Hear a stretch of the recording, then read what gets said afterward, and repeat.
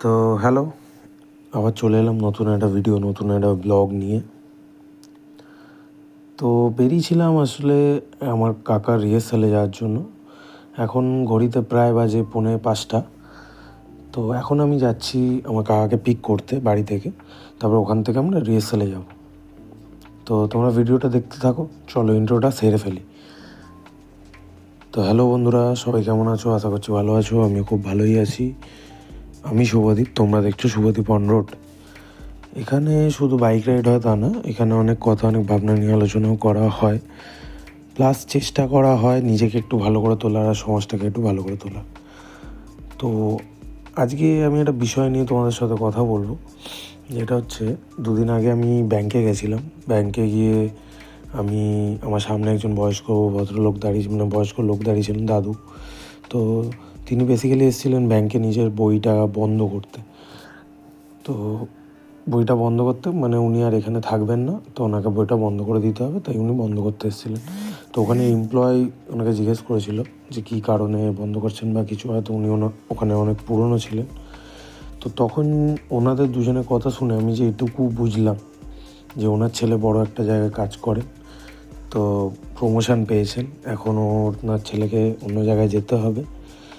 তো ওনার ছেলে বিয়ে হয়ে গেছে, ছেলে বউ দুজনেই চলে যাবে, কিন্তু এইখানে ওনার বাবাকে আর রাখতে চাইছেন না ওরা, কারণ ওনার ছেলের বউ নাকি বলেছেন যে এখানে অনেক দামি জিনিসপত্র আছে, তাই বাবাকে রাখা যাবে না।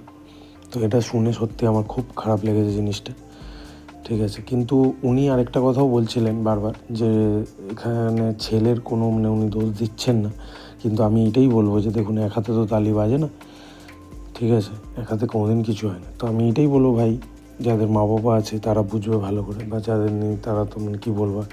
তো মা বাবা থাকলে ভাই মা বাবার কদর করা শেখো, ঠিক আছে, তারা তোমাদের ছোটো থেকে বড় করেছে। তো ব্যাস এইটাই, আর কিছু না। খুব খারাপ লেগেছিলো আমার শুনে ব্যাপারটা।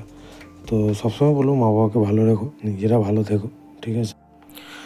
তো এত কিছু তো বললাম, এবার তোমরা একটু বাইকের ভিউ নাও, ঠিক আছে।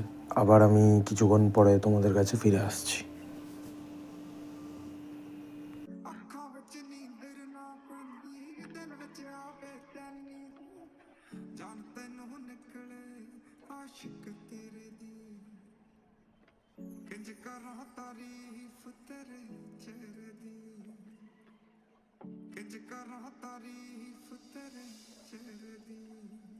ਮੁੰਡੇ ਪਾਗਲ ਨੇ ਸਾਰੇ, ਗੱਲਾਂ ਵੱਡੀਆਂ ਵੱਡੇ, ਉਮਰ ਦੀ ਹੌਲੀ ਅੜੀਏ ਤੂੰ ਨੀ ਬਚ ਕੇ ਰਹਿ। ਇਹ ਮੁੰਡੇ ਪਾਗਲ ਨੇ ਸਾਰੇ, ਗੱਲਾਂ ਵੱਡੀਆਂ ਵੱਡੇ, ਉਮਰ ਦੀ ਹੌਲੀ ਅੜੀਏ ਤੂੰ ਨੀ ਬਚ ਕੇ ਰਹਿ।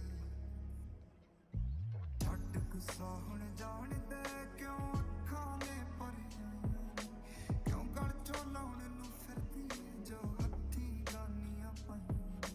ਛੱਡ ਗੁੱਸਾ ਹੁਣ ਜਾਣ ਦੇ, ਕਿਉਂ ਅੱਖਾਂ ਨੇ ਭਰੀਆਂ।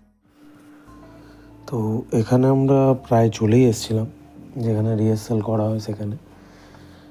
তো আমি বেসিক্যালি প্রত্যেক সানডেই যাই ওখানে রিহার্সাল দেখতে, কারণ হচ্ছে আমি গান ভালোবাসি, গান শুনতে খুব ভালো লাগে আমার। আর ওখানে গেলে বেশ মজাই হয়, আড্ডা হয়, অনেক বিষয়ে কথা হয়, গান বাজনা নিয়ে আলোচনাও হয়। তো এগুলো বেশ আমার ভালোই লাগে, তাই আমি প্রত্যেক সানডেই যাই। তো আজ গেছিলাম, গিয়ে কিছু ক্লিপস তোমাদের জন্য রেখেছি, তো তোমরা সেই ক্লিপসগুলো এনজয় করো, তারপরে আবার আমি আসছি তোমাদের কাছে।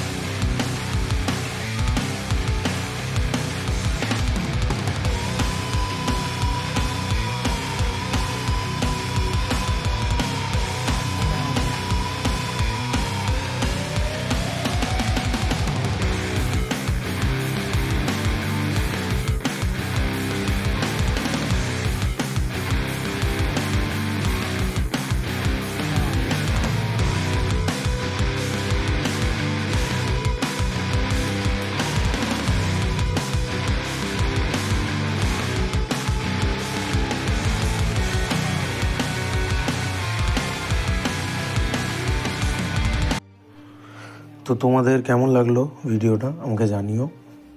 তো বেশি বড় আর করলাম না, আজকের ভিডিওটা এখানেই শেষ করব। তো ভালো লাগলে please like, share, comment and subscribe করো। আর যেই কথাটা বললাম সেটা একটু ভেবে দেখো। চলো, দেখা হচ্ছে আবার তোমাদের সাথে পরের ব্লগে। টাটা।